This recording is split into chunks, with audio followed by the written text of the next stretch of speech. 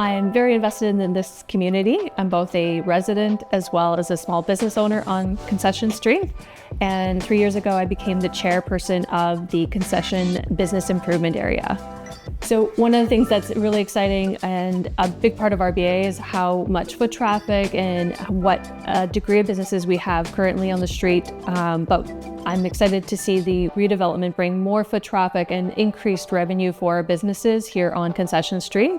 And really excited for it to foster our long-term growth economically.